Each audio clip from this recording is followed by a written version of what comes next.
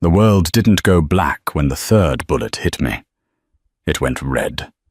I could smell the gunpowder mixed with the sickening sweetness of Chanel No. 5 and iron.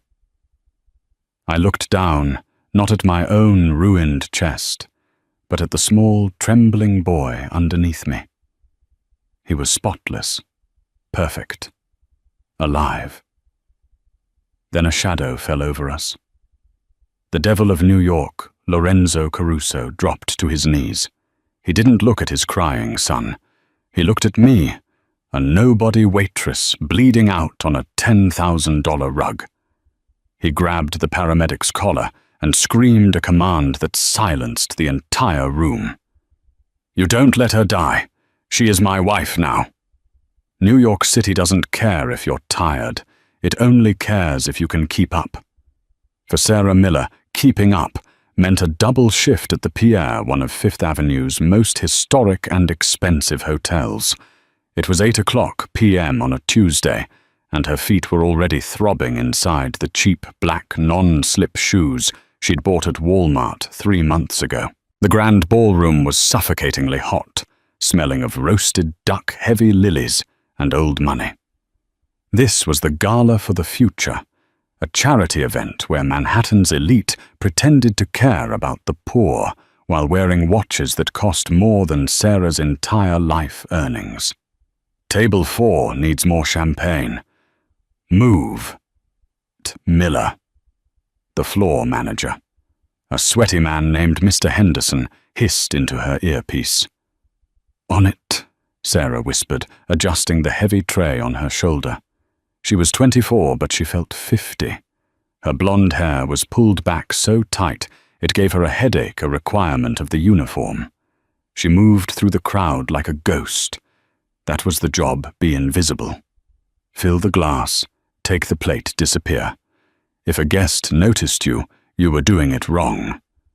She navigated past a group of women discussing their summers in the Hamptons. "So I told the contractor, if the marble isn't Carrara, tear it out." One woman in a red Valentino gown laughed. Sarah tightened her grip on the tray. Her own apartment in Queens had a leaking ceiling and a heater that only worked when it felt like it. She was 2 weeks late on rent, and her younger brother Toby needed new insulin. The American healthcare system was a shark, and Sarah was treading water. "Excuse me," a deep, gravelly voice murmured. Sarah froze. The crowd parted like the Red Sea. Walking through the entrance wasn't just a man. It was an atmosphere shift. The temperature in the room seemed to drop 10 degrees. He was tall, wearing a bespoke midnight blue tuxedo that fit him like a second skin. His face was sharp angles and shadows with eyes the color of cold espresso. Lorenzo Enzo Caruso. Even Sarah, who tried to ignore the gossip columns, knew who he was. The papers called him a logistics tycoon. The streets called him the capo dei capi of the East Coast. He didn't walk, he stalked, and clinging to his hand was a small boy. The boy Leo looked about 6. He was a miniature replica of his father dressed in a tiny tuxedo, but his eyes were wide and terrified. He clutched a small battered toy robot in his free hand, looking overwhelming by the flashing cameras and the sea of strangers. "No photos," Enzo said. He didn't shout, but the command was absolute. The paparazzi lowered their lenses instantly. Sarah watched from the shadows of the bar station. She saw the way Enzo's hand rested protectively on the boy's shoulder. It was a heavy, possessive grip.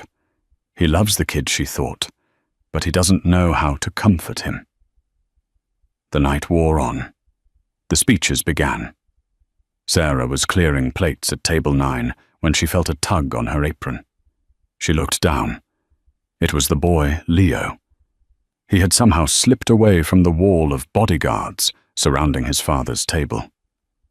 "I dropped Optimus," he whispered, his lip trembling. Sarah glanced around.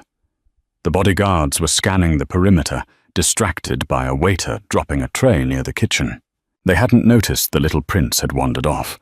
She looked at the floor.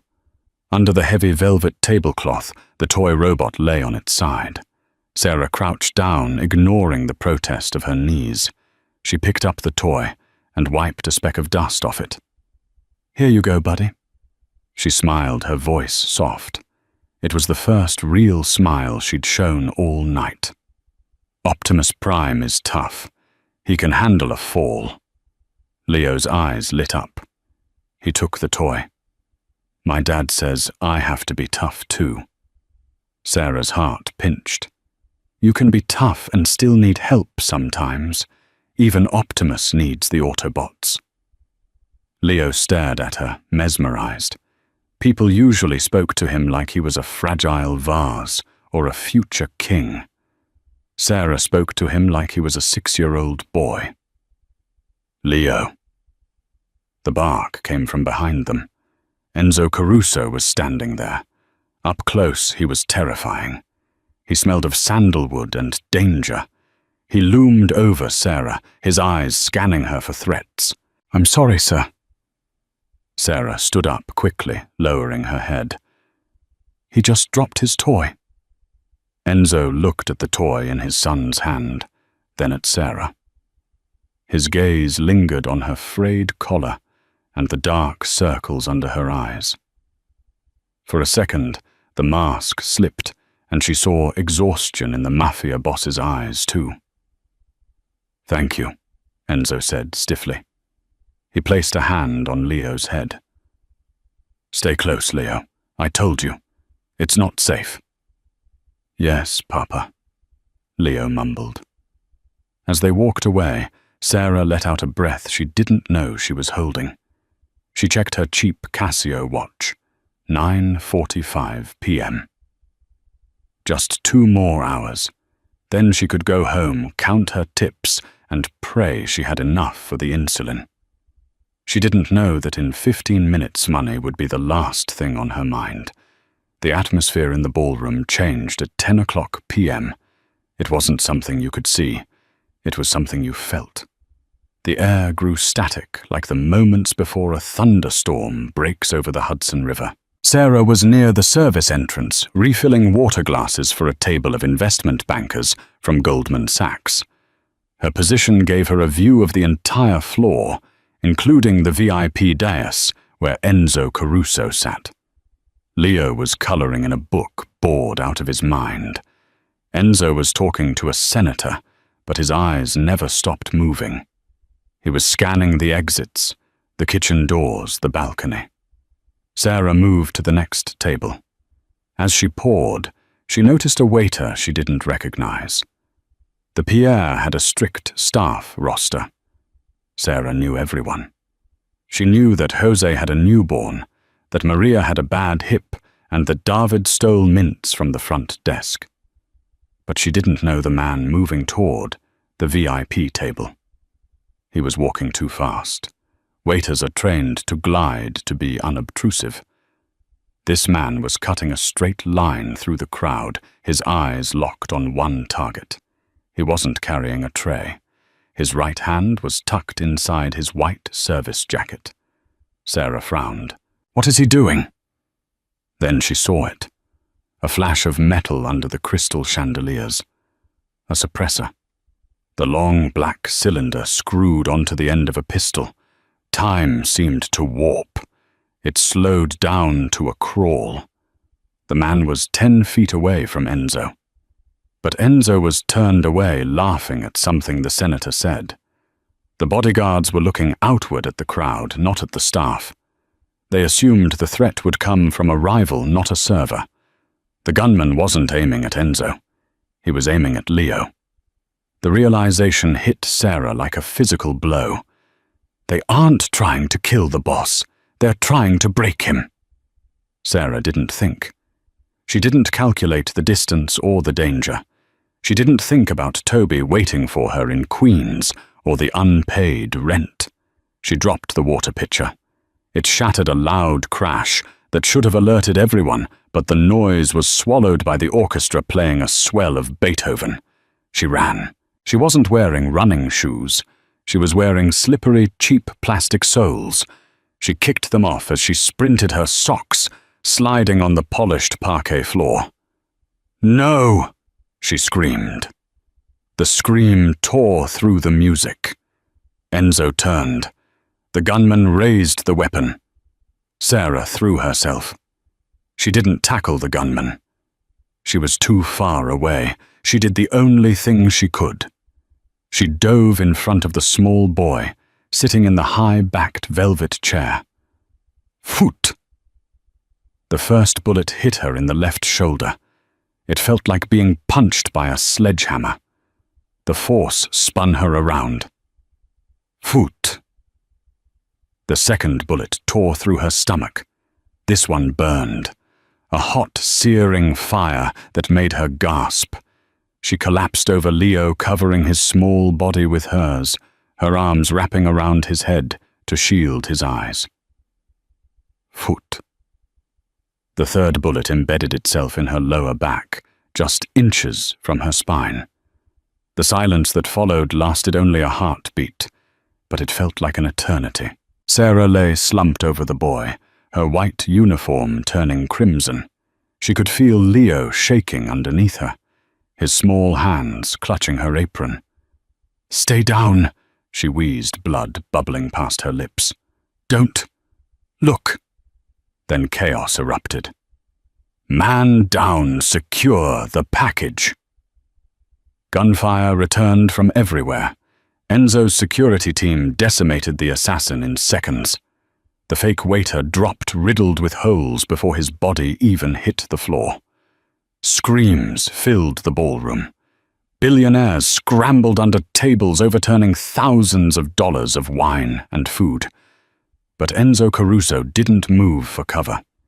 He vaulted over the table, ignoring the senator who was cowering on the floor.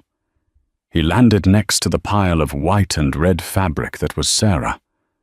He pulled her off his son, his hands shaking, not with fear, but with a rage so profound it looked like madness.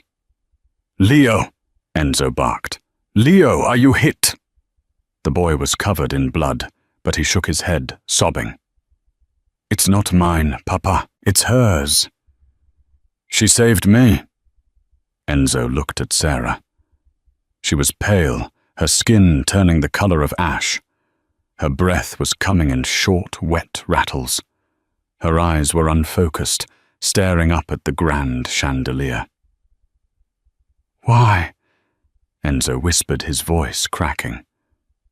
"Who are you?" "Sarah." She whispered, her voice barely audible over the sirens approaching in the distance. "My brother. Toby. Insulin." Her eyes rolled back. "No. No," Enzo roared. He placed his hands over the wound in her stomach, pressing down hard. The blood oozed between his fingers, staining his diamond cufflinks and his bespoke suit. This was the blood of a peasant mixing with the hands of a king. Paramedics burst through the double doors, flanked by NYPD officers. They rushed toward the scene, but Enzo's bodyguards blocked them, guns drawn. "Let them through," Enzo commanded. The medics fell to their knees beside Sarah. One of them, a seasoned EMT named Collins, checked her pulse and shook his head grimly. "She's lost too much blood. BP is crashing. We need to transport, but..." He looked at the severity of the wounds. "She's a Jane Doe, likely no insurance. We'll take her to County." "County," Enzo snarled. County Hospital was where people went to die in hallways. "She took a bullet for my son. So protocol dictates protocol." Enzo stood up. He looked like a demon rising from hell. He was covered in her blood. He looked around the room. The press was there. The rival families were there watching. The world was watching. He needed to save her life. But more than that, He needed to ensure that whoever sent that assassin knew that she was under his protection. If she survived this, the assassin would come back to finish the job. Unless she was untouchable. Enzo looked down at Sarah's fading face. He made a decision that would shatter the truce of the 5 families. "She doesn't go to county," Enzo announced, his voice booming through the silent ballroom. "Take her to New York Presbyterian. Call Dr. Rossi. Tell him to prep the OR." "So Dr. Rossi is a private surgeon. He won't operate on a waitress without authorization and upfront payment," the medic stammered. Enzo grabbed the medic by the vest. "She is not a waitress," Enzo hissed loud enough for the cameras to hear. "She is my wife." A collective gasp went through the room. We didn't know you were married, Mr. Caruso," the medic stuttered, terrified. "I am now," Enzo said, his eyes cold and hard as diamond. He looked at his head of security. "Get the jet ready. If she dies, every person in this room dies." He looked back at the medic. "You treat her like Mrs. Lorenzo Caruso. You treat her like the Queen of New York. Do you understand?" Yes, sir." They loaded Sarah onto the stretcher. As they wheeled her away, Enzo scooped up Leo in one arm. He walked alongside the stretcher, his hand gripping Sarah's limp, blood-stained hand. He squeezed it. "You don't get to die, Sarah Miller," he whispered into the chaos. "You owe me an explanation, and I owe you a life." The waiting room of the VIP wing at New York Presbyterian was silent save for the hum of the industrial air conditioning and the rhythmic tapping of Enzo Caruso's Italian leather shoe against the sterile tile floor. It had been 4 hours. 4 hours since the doors to Surgery Suite 1 had swung shut, swallowing the girl with the blonde hair and the fraying uniform. Enzo sat in a chair that was too small for him, his elbows resting on his knees, his hands clasped together. They were scrubbed clean, now he had washed them in the bathroom sink until the water ran clear. But he could still feel the phantom warmth of her blood. It was a sticky, accusing sensation that soap couldn't remove. Beside him, curled into a tight ball on a leather love seat, was Leo.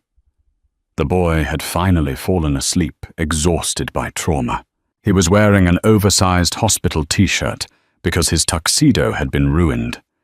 Even in sleep, Leo's face was pinched, his eyebrows drawn together in a nightmare. "Boss." Enzo didn't look up. He knew the footsteps. It was James, his consigliere and oldest friend. James looked out of place in the clinical brightness, his grey wool coat smelling of the damp New York night. "Report." Enzo said, his voice a low rumble that didn't wake the boy.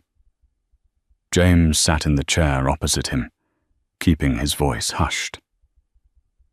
The shooter was a freelancer, Serbian national. No direct ties to the families, but the weapon was high grade.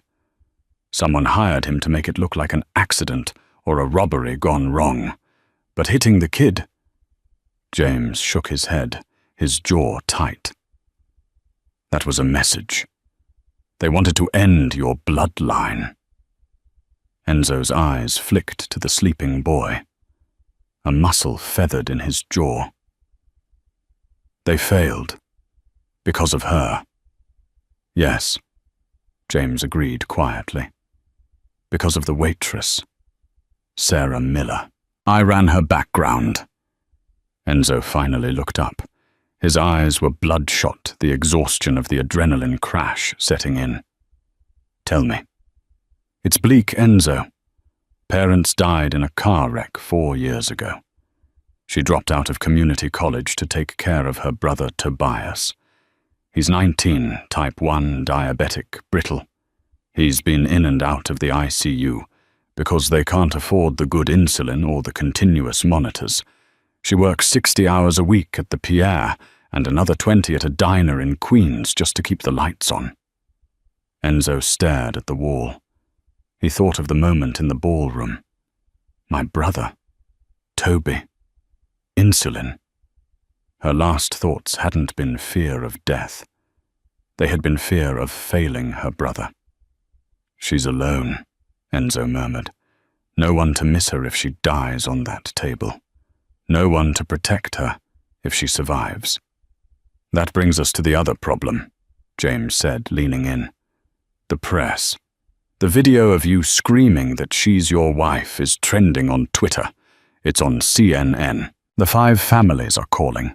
The commission is confused. If they find out you lied to get her into surgery. If they find out she's just a civilian witness, she's a loose end. Enzo finished the thought. If she's a civilian, the people who hired the shooter will finish the job. They can't leave a witness who saw the shooter's face up close. They'll kill her in her hospital bed. Exactly. Unless she really is my wife, Enzo said. The air in the room seemed to get heavier. Enzo, you can't be serious. You can't marry a stranger to clean up a PR mess. Enzo looked at the double doors of the surgery suite. He remembered the weight of her body as she threw herself over his son. He remembered the ferocity in her eyes when she told Leo he didn't have to be tough. She took 3 bullets for a boy she didn't know, James. My own captains wouldn't have moved that fast. Enzo stood up, walking to the window that overlooked the East River. I owe her a life debt. In our world, a life debt is binding. The doors to the surgery suite opened with a hydraulic hiss. Enzo turned instantly. Dr. Rossi, the chief of trauma surgery, stepped out. He looked exhausted, his surgical cap pulled low. He stripped off his gloves, his expression unreadable. Enzo walked toward him, stopping 2 feet away. He didn't ask. He just waited. She's alive, Rossi said. Enzo let out a breath, his shoulders dropping half an inch. But, Rossi continued, raising a hand, it was close. We had to remove her spleen. The bullet in the shoulder shattered the clavicle. We plated it. The real issue was the 3rd bullet. The spine, Enzo said. It missed the spinal cord by 2 millimeters, Rossi said, shaking his head in disbelief. If she had moved an inch to the left, she'd be a quadriplegic.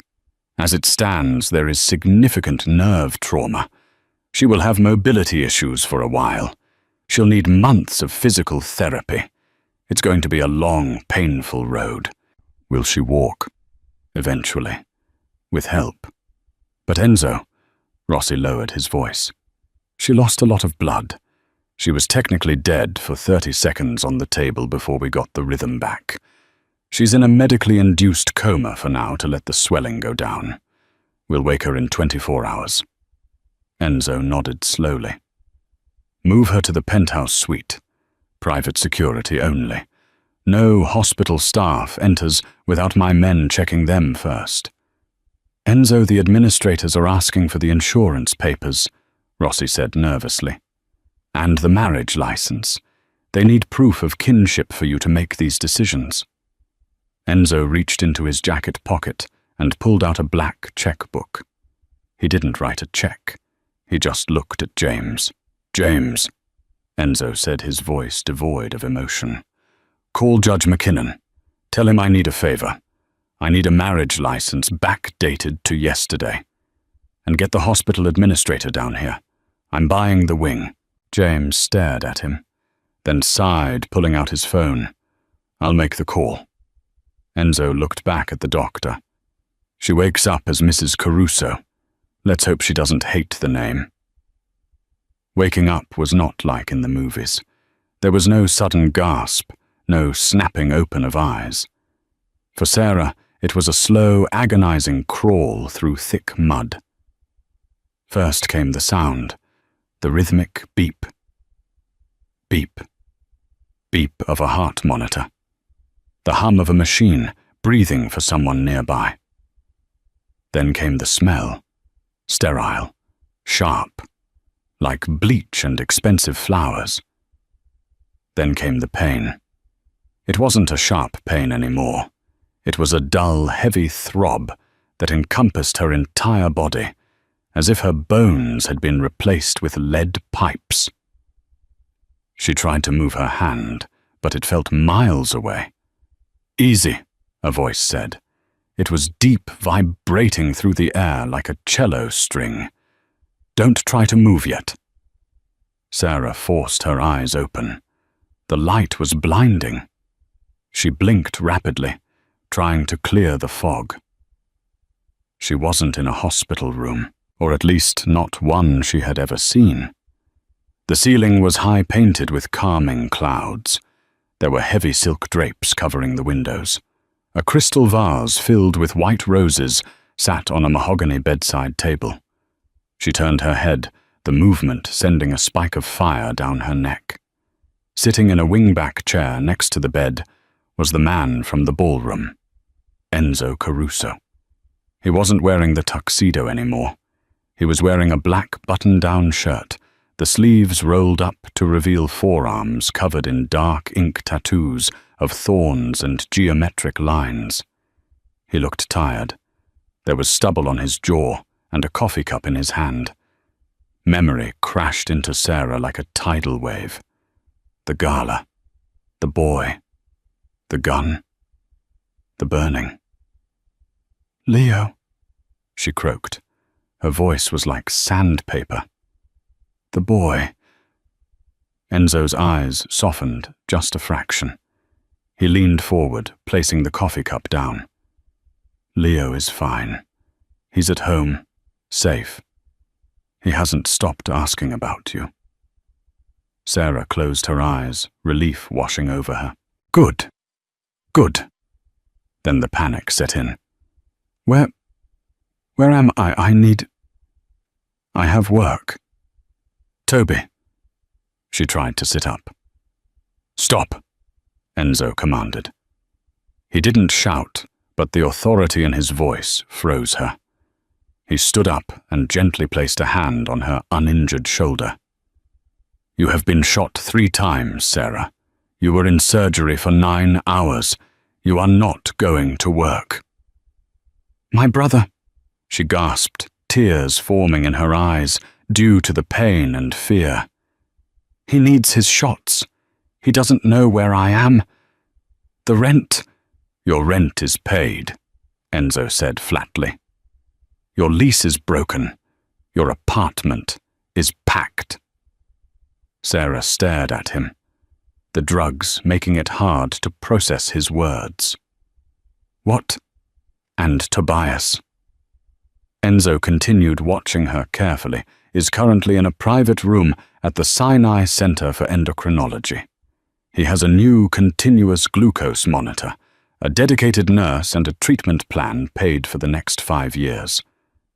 The room went silent. The only sound was the beep, beep of the machine picking up speed as Sarah's heart rate climbed. "Who gave you the right?" she whispered, fear creeping in. This wasn't charity. Men like Enzo Caruso didn't do charity. "Why would you do that?" Enzo sat on the edge of the bed. He was too close. He smelled of danger and power. "Because," he said, locking eyes with her, "you are my wife." Sarah laughed. It was a weak, hysterical sound that turned into a cough. I'm hallucinating. The drugs." "No hallucination," Enzo said. He reached into his pocket and pulled out a piece of paper. He unfolded it and held it up. It was a marriage certificate. Lorenzo Giovanni Caruso and Sra Elizabeth Miller, dated 2 days ago. "I don't understand," Sarah whispered, her mind reeling. "I never signed this." "I signed it for you," Enzo said calmly. "It's legal. the judge owed me. Why? She demanded, finding a spark of anger in the exhaustion. Why are you doing this to me? I saved your son. Is this how you thank me? By kidnapping me? Enzo's face hardened. He stood up and walked to the window, pulling back the heavy drape. The lights of Manhattan glittered below. The man who shot you was a Serbian mercenary, Enzo said, his back to her. He failed his mission. The people who hired him are angry. They know you saw the shooter. They know you interfered. If you walk out of this hospital as Sarah Miller, the waitress, you will be dead in 24 hours. They will find you in your apartment in Queens, and they will kill you. And they will probably kill your brother, just to be thorough. Sarah felt the blood drain from her face. The machine beeped faster. Enzo turned around. But they won't touch Mrs. Caruso. In my world, wives are off limits. It is the oldest rule. If I claim you, you are under my protection. The entire underworld knows you are mine now. To touch you is to declare war on the 5 families. He walked back to the bed, looming over her. I didn't do this to trap you, Sarah. I did it to keep you alive. You saved my son. Now I am saving you.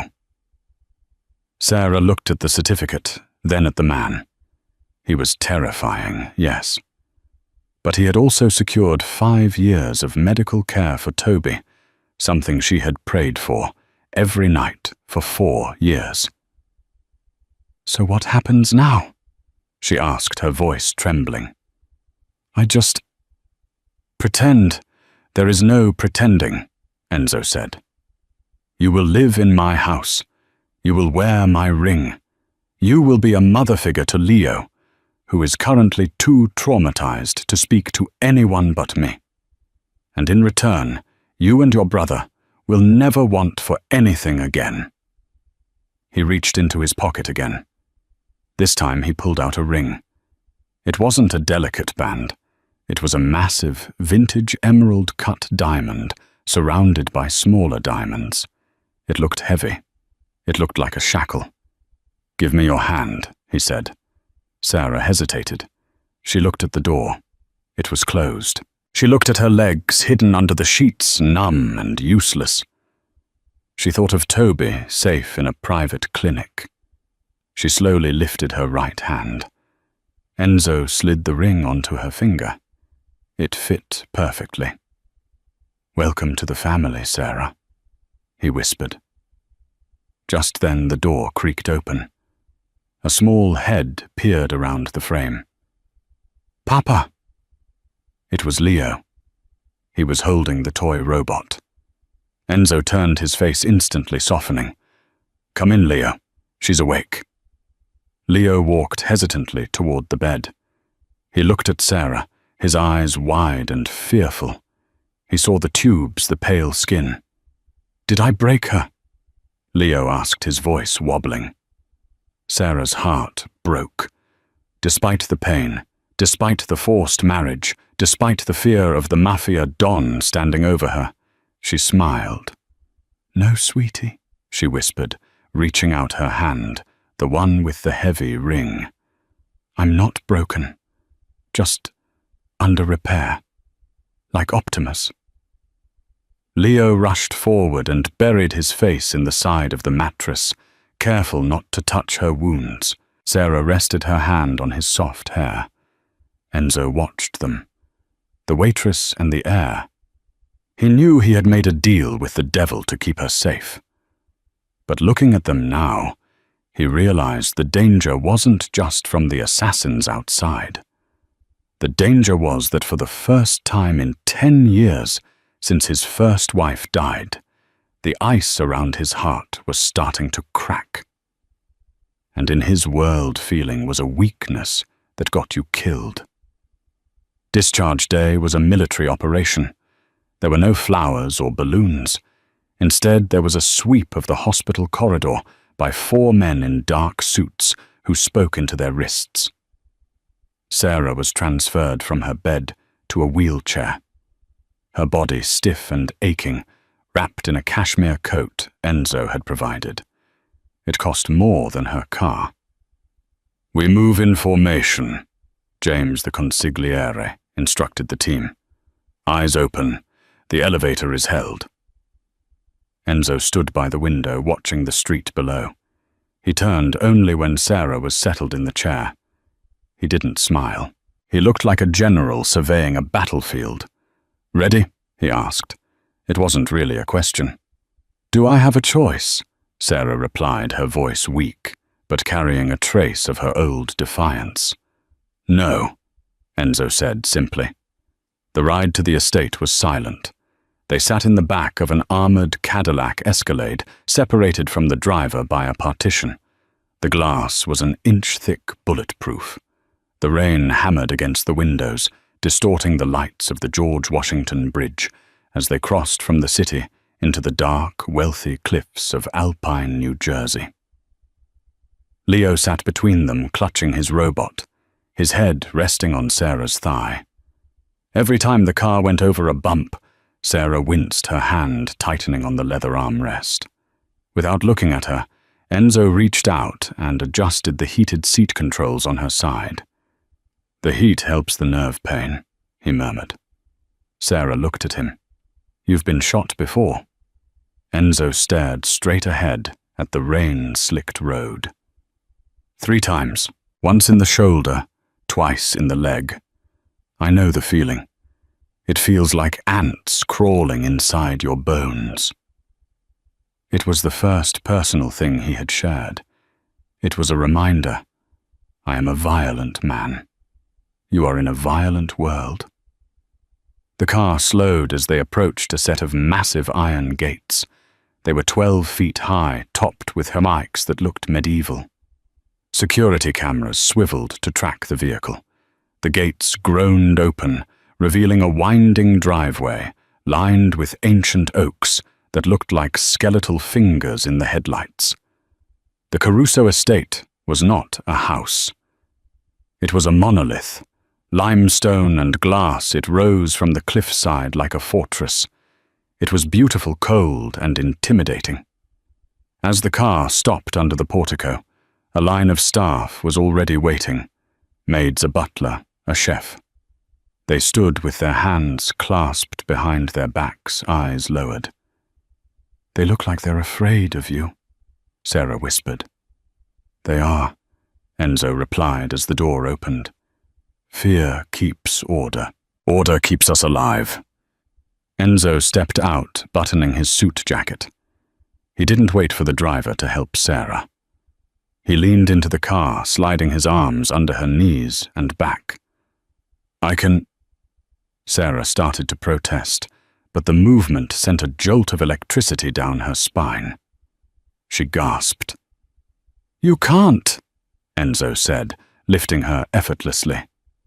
"Don't fight me, Sarah. You have no center of gravity. You'll fall." He carried her up the grand staircase. She could smell the scent of him. Rain-expensive tobacco and something sharp like gun oil. Her head rested inadvertently against his chest. His heart was beating slow, steady, like a metronome. Inside the house was silent as a tomb. The floors were black marble, reflecting the crystal chandeliers above. It was devoid of clutter. No family photos, no stray shoes. It was a showroom, not a home. "Leo, go with Martha. She has your dinner," Enzo commanded. "But I want to stay with Sarah," Leo protested. "Sarah needs rest. Go." Leo slumped but obeyed, following an elderly housekeeper. Enzo carried Sarah to the 2nd floor, down a long gallery hall, and kicked open a set of double doors. The room was vast. A fireplace crackled on one wall. A king-sized bed with a canopy dominated the center. But what caught Sarah's eye was the wheelchair waiting by the bed, sleek titanium modern. He placed her gently onto the duvet. He lingered for a second, his face inches from hers. For a moment, Sarah thought he might say something kind. "This is the East Wing," he said instead. My rooms are connected through that door on the left. You do not lock that door. Sarah bristled. Excuse me, I have a right to privacy. You have a right to safety. Enzo corrected, his voice dropping an octave. If you fall, if you choke, if you have a seizure from the trauma, I need to be able to get to you. You are not a guest, Sarah. You are an investment I am protecting. He straightened up, fixing his cuffs. Dinner will be brought to you. Dr. Rossi will visit in the morning for your PT. Don't leave this floor. He turned to leave. Enzo, she called out. He stopped at the door, hand on the brass knob. Thank you, she whispered, looking at the fire. For Toby. Enzo didn't turn around. Don't thank me yet. You haven't seen the price tag of this life. He closed the door. Sarah listened to the click of the latch. She was safe. She was wealthy.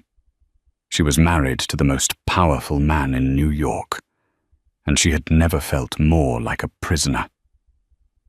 A week passed in a blur of agony and rain. Recovery was not a straight line. It was a jagged spiral. The mornings were the hardest. The nerves in Sarah's lower back would scream as soon as she tried to shift weight. Her days were regimented. At 8 a.m., a maid brought a tray of fruit and oatmeal she was too nauseous to eat. At 9 a.m. Doctor. Rossi arrived with a physical therapist named Helga, a woman with hands like steel grips who showed no mercy. Push Mrs. Caruso, Helga would bark as Sarah gripped the parallel bars set up in her room, sweat dripping down her face. If you don't use the muscles, they atrophy. Do you want to be in the chair forever? I'm trying. Sarah gritted out her legs, shaking violently. Enzo was rarely seen during the day. He was a ghost in his own house. Sarah would hear the helicopter taking off from the lawn at dawn, taking him to the city. She would hear the heavy thud of the front door late at night. But she felt his presence, the fresh flowers that appeared daily, the upgraded pain medication when he noticed she was suffering, the way the staff treated her with a terrified reverence. The only bright spot was Leo. The boy had ignored his father's rules about letting Sarah rest. Every afternoon, he would sneak into her room with his backpack. He would sit on the rug beside her wheelchair and read to her or play with his transformers. Papa says you're broken because of me, Leo said one rainy Tuesday, snapping a plastic wing onto Starscream. Sarah was sitting by the window watching the grey ocean of the sky. She turned the wheelchair around. Come here, Leo. The boy walked over. Sarah reached out and took his small hands. Look at me. I am not broken. I am healing. And it wasn't because of you. It was because of a bad man. You didn't pull the trigger. Papa says it's his fault too, that he wasn't careful. Your papa. Sarah sighed, realizing the weight the man carried. Thinks he controls the sun and the moon, but he can't control everything. That night, the house was particularly quiet. The storm had knocked out the power grid in the town, and the estate was running on backup generators. The lights flickered and hummed. Sarah couldn't sleep. The pain in her back was a dull roar. She maneuvered herself from the bed to the wheelchair, intending to go to the ensuite bathroom for a glass of water. Then she heard it. A scream, high-pitched and terrified. Leo. It was coming from down the hall. Sarah didn't think. She wheeled herself to the door. She pushed it open and rolled into the dark corridor. Leo, she called out. Another scream. No, no, don't. Sarah spun the wheels, ignoring the pain in her shoulders. She reached the door to Leo's room. It was ajar. Inside, the boy was thrashing in his bed, tangled in the sheets. He was caught in a night terror. Sarah rolled to the bedside. "Leo, wake up. It's okay." She reached out to shake his shoulder. Suddenly a shadow loomed in the doorway. A gun clicked. "Step away from him." Sarah froze. She looked up. Enzo was standing there, a Beretta leveled at her chest. He was shirtless, wearing only silk pajama pants. His body was a map of scars, knife wounds, bullet holes, burns. He looked wild, his eyes adjusting to the darkness. "Enzo, it's me," Sarah whispered, holding up her hands. "He's having a nightmare." Enzo lowered the gun instantly, letting out a sharp curse. He engaged the safety and tossed it onto a chair. He rushed to the bed, but he didn't know what to do. He stood over the thrashing boy, his hands hovering. "Leo," Enzo commanded, his voice harsh. "Soldier report. Wake up." "Stop it," Sarah hissed. "He's not a soldier. He's 6. She pulled herself out of the wheelchair. It was a stupid move. Her legs weren't ready. They buckled immediately. "Sarah," Enzo lunged, catching her inches from the floor. His arm wrapped around her waist, pulling her flush against his bare chest. She grabbed his shoulders for stability. His skin was burning hot. For a moment they were frozen there, her broken body supported entirely by his strength, his face inches from hers in the dim light. She could feel the hard lines of his abs, the scar tissue on his ribs. She looked up into his eyes. They weren't cold anymore. They were wide, frantic, and human. "I've got you," he whispered. His voice was rough. "Help him," Sarah whispered back, nodding at the bed. "Put me on the bed with him." Enzo hesitated, then lifted her and placed her gently on the edge of Leo's mattress. Sarah immediately pulled the crying boy into her arms. "Shh, Leo. I'm here. Optimus is here. The bad guys are gone." She rocked him. She hummed a lullaby she used to sing to Toby, an old Beatles song, Blackbird. Enzo stood in the shadows watching. He watched this woman who was in agony comfort his son better than he ever could. He watched the way Leo's breathing slowed, how he unclenched his fists and buried his face in her neck.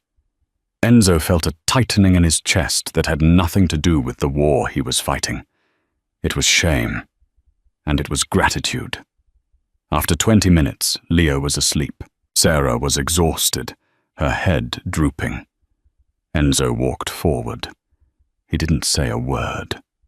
He picked Sarah up from the bed, carrying her bridal style. "I can take the chair," she murmured sleepily against his shoulder. "No," Enzo said.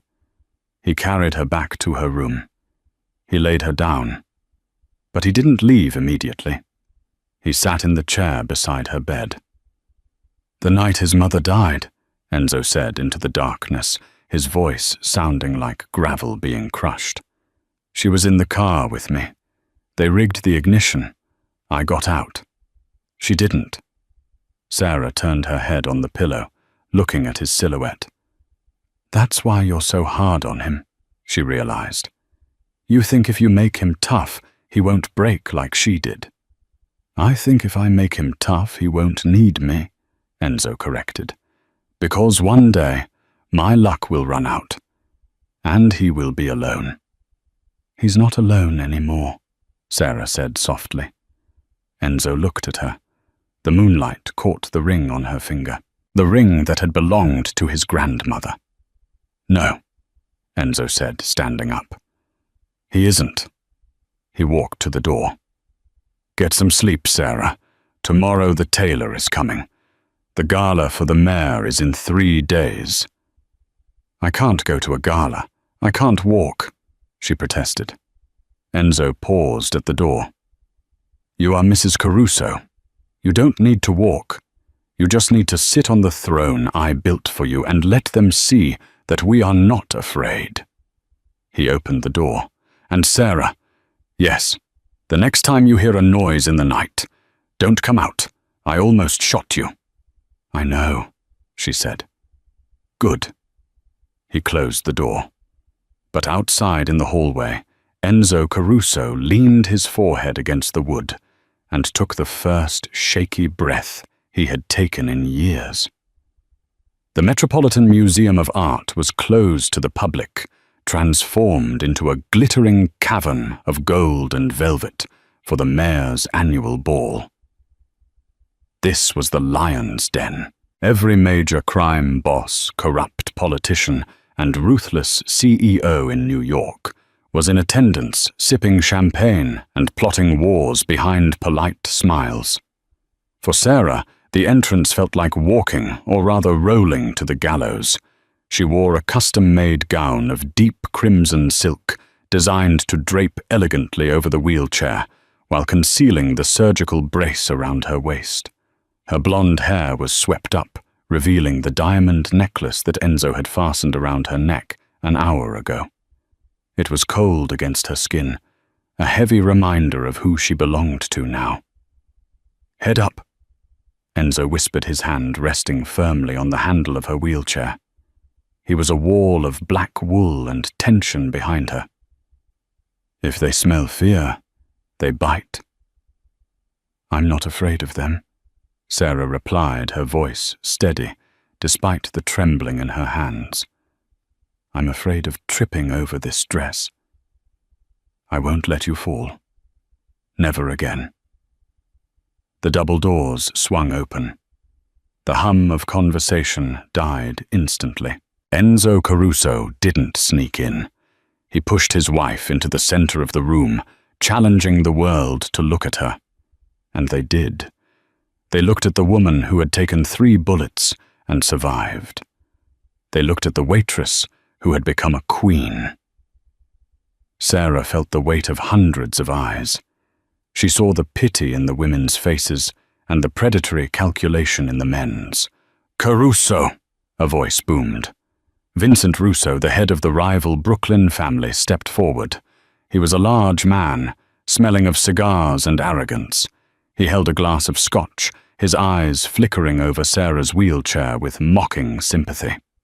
"A tragedy," Russo said loud enough for the nearby tables to hear. "To see such a beautiful flower broken in the pot. Tell me, Enzo, is she just a decoration now? Or can she still perform?" The insult hung in the air like toxic smoke. Enzo's grip on the wheelchair tightened so hard his knuckles turned white. He stepped forward, his eyes darkening into murder. "Careful, Vincent." Enzo growled. "No, Enzo," Sarah said. Her voice was soft, but it cut through the tension like a razor blade. She unlocked the brakes of her wheelchair. Gripping the armrests, she gritted her teeth against the searing pain in her spine. Using every ounce of strength she had built during those agonizing therapy sessions with Helga, she pushed herself up. The room gasped. Sarah stood. She was shaky, swaying slightly, but she was standing. She looked Vincent Russo in the eye. She was almost as tall as him in her heels. "I am not a decoration, Mr. Russo," Sarah said, her voice ringing clear. "And I am not broken. I am the woman who shielded the Caruso bloodline with my own body. What have you done lately besides hide behind your men?" Russo's face turned a mottled purple. He opened his mouth to retort, but Sarah wasn't finished. She leaned in closer, her eyes locking onto the gold lapel pin on Russo's jacket. It was a small, unique design, a serpent eating its own tail. A flash of memory hit her. The kitchen at the Pierre. The waiter who had shot her. Before he had put on his jacket, she had seen him adjusting his tie. He had worn a tie clip with that exact same symbol. The serpent. Enzo, Sarah said, her eyes never leaving Russo's. The man who shot me. He wasn't a freelancer. He was wearing Vincent's crest. The silence that followed was absolute. Enzo looked at the pin. Then he looked at Russo. The realization was instant. The war wasn't coming. It was already here. You broke the truce, Enzo said, his voice terrifyingly calm. You targeted a child, and you shot my wife. She's a waitress, Russo sputtered, stepping back, realizing he had been exposed by the one person he thought was helpless. She is a Caruso, Enzo declared. He didn't draw a weapon. He didn't have to. He simply nodded to the shadows of the room. Dozens of men's security waiters, even the band members, stepped forward. Enzo's network was everywhere. Leave, Enzo whispered to Russo. Go home and say goodbye to your family. You have until sunrise. Russo fled, his entourage scrambling behind him. The room erupted into whispers, but the balance of power had shifted. The King of New York hadn't just won. His queen had won it for him. Later that night, back at the estate, the adrenaline finally faded. Sarah sat on the edge of the bed, the red dress pooled around her on the floor. She was exhausted, her back throbbing, but she felt a strange, vibrating energy. Enzo walked in. He locked the door, the one connecting their rooms. He walked over to her, kneeling on the rug so he was looking up at her. He took her hands. They were trembling. You stood up, he said, awe in his voice. I had to, Sarah whispered. He was disrespecting us. Us. Enzo looked at the ring on her finger. Then he looked at her face, stripping away the layers of the Mafia Don, leaving only the man. We had a deal, Enzo said hoarsely. A marriage for protection. A fake life. I know, Sarah said, tears pricking her eyes. Is the deal over? Am I safe now? You are safe, Enzo said. He reached up his thumb, grazing her cheekbone. But the deal is void. Why? Because I don't want a fake life anymore, Enzo whispered. I don't want to pretend. You took a bullet for my son, Sarah. But tonight you saved me. He leaned in his forehead, resting against hers. I love you, he breathed.